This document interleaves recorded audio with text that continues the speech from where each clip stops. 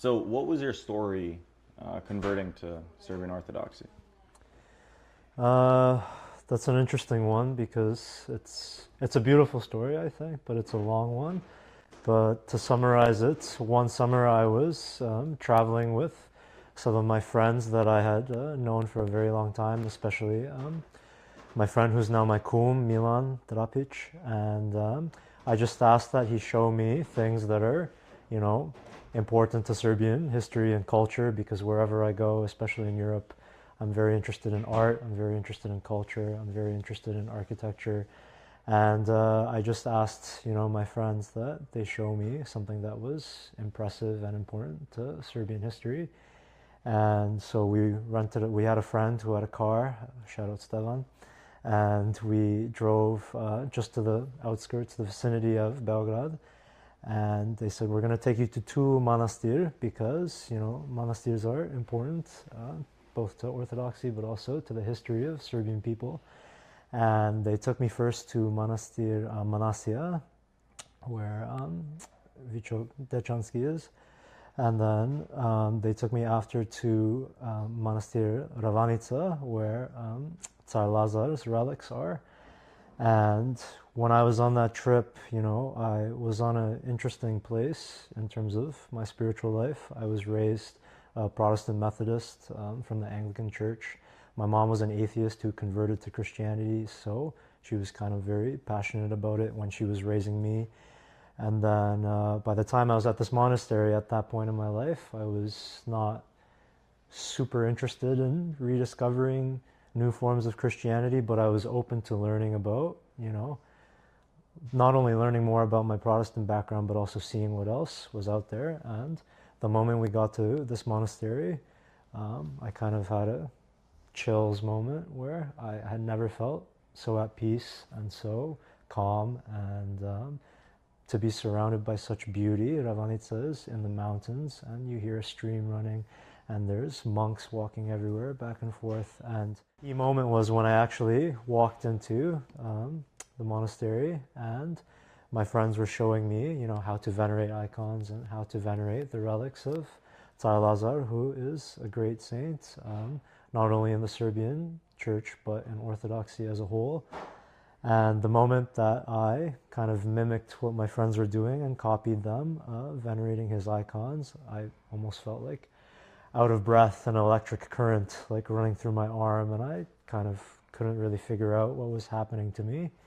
But having converted, I feel like it's really important in Orthodoxy when they say that your saint chooses you and not the other way around. So I thank Saint Lazar for becoming Orthodox. And what was the hardest part about converting to Orthodoxy? I think right now in life, something that my friends, both converts and people who have been Orthodox for many years, have been telling me is that becoming Orthodox takes years. And I didn't understand what they meant when they first said that. I was like, I got baptized, I'm Orthodox. But the Orthodox way of life is a calling to be truly Christian in everything that you do, and you won't find that anywhere else, where every aspect of the church, the liturgy, the way of prayer, and the way of living, the way we should approach how we look at other human beings, calls us to a life that is definitively Christian. And as a Protestant who grew up, in a much more relaxed setting that, it neither had the tradition nor the church's system to enforce these spiritual steps. I had a very relaxed approach to kind of approaching my spiritual life, but Orthodoxies called me to be very serious and think about things very consciously, and know that it's a very fine line to walk this life. And even though we may veer off it, because none of us are perfect and we're all hypocrites, but I think constantly being reminded of what's true and living that way and being in the church, it's a way of thinking that I didn't have for most of my life. So I think getting adjusted to this new way of thinking is what's been difficult, but worth it. You said, what is true? how would you define what is true? And why do you see it that way? I think there's people who, or at least I felt this, that, and I see this, that's common with a lot of people who convert to Orthodoxy, is a lot of the times they're people who are very curious about, what the meaning of life is and what they can take on a cosmic level that means the most to them. And a lot of times, people in the West gravitate towards, Eastern religions like Hinduism, Buddhism. Of course, we have a very large Muslim population here. I think when someone gets really curious and starts looking for what is true, funnily enough, I'm a little biased when I say this, but I think a lot of people, they go on a quest of, being an atheist, then I'll try Buddhism, then I'll try this, then I'll try meditation and this. But I find so many of those people, even if they weren't raised as Christians to begin with growing up, they're somehow led to Orthodoxy. And when people convert, they say, I didn't change anything about myself. I actually just found what I was looking for the whole time, and I became who I always was. So, who I always was on the inside, at least. So I think the truth is to be found in Orthodoxy, and the truth is communion with God through His church and knowing Christ and trying to be like Him. And again, I say it's bias, but I feel a lot of roads end up leading there, and that's where I'll leave that. So you said that now becoming an Orthodox Christian has led you to your truest self. What are some of the ways in which it changed you from past to present? Great theological conversation. I can thank a lot of great friends in the church who have recommended me a lot of good literature, but also even the service of when I was being baptized. There's this idea in Orthodoxy that, every person is an icon of God because we're made in the image of God, and that's also why iconet are so important in the church. But I think finding your true self and becoming who you are, what that feels like is almost a factory reset, as in being oriented and reset on what you were designed to do originally, which as creation is to be aligned and a part of God. The Greeks call this theosis.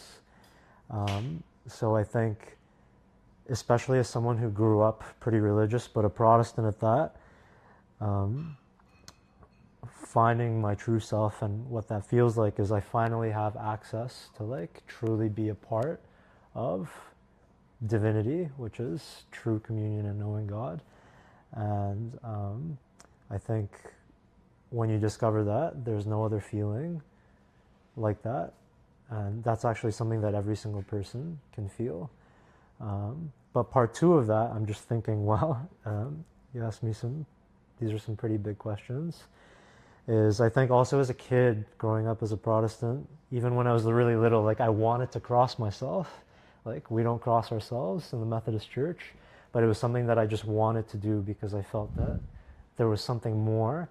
And then growing up, I was always in love with reading about history, reading about arts. I went on to, be a student in the arts and studying that. But I think when you're constantly thinking about history and the trajectory of humanity, you want to place yourself in history and you want to see where you are in the grand scheme of things.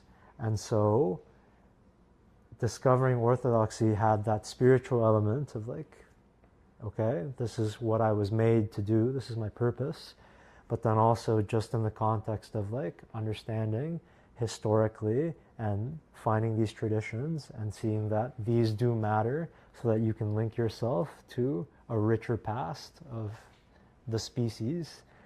I think that was also another huge feeling that I'm finally where I need to be, I'm a part of history now. And do you think that modern men are missing something that Orthodoxy provides?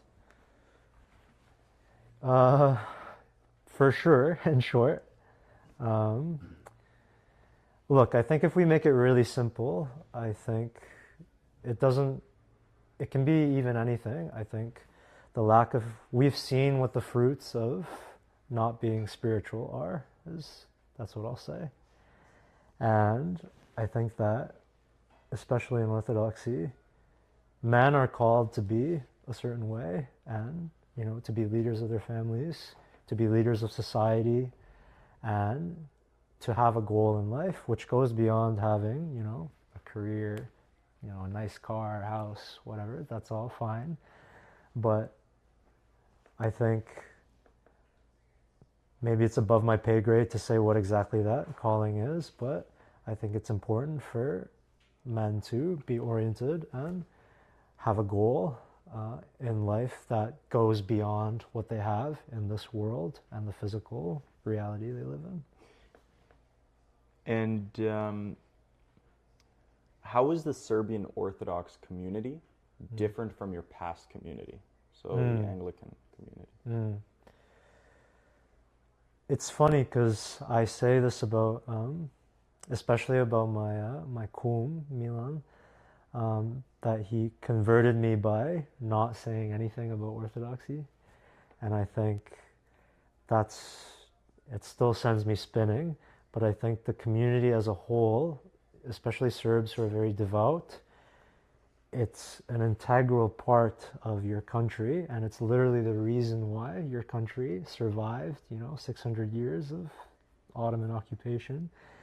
And I think when the community really embraces their faith like that, and the culture and the faith become one, the Serbian Orthodox community can't help but become like the most hospitable, kind, warm-hearted environment that you could be in. And it's very family-oriented as well. And I think the biggest difference, because of all those qualities that are in the older generation, they've raised the younger generation to behave as best as they can in the same way. And that not only makes room to have, lots of friends and meet new people for younger people, because honestly, a lot of, different church communities have much older populations, so it's harder for a young person to kind of enter and look for something if they don't have any people that they can talk to and that are on their level. So for me, having people that I already knew and that I loved who were my age, and meeting so many new friends that were at a similar point in their life in terms of age, is probably the biggest difference in terms of community. And how do you see the connection between the Serbian identity and Serbian Orthodoxy? I feel like it's funny because Serbs talk about inat a lot, and I think there are some aspects of Serbian identity that are so beautiful, like hospitality, being very open about their thoughts, being very vocal.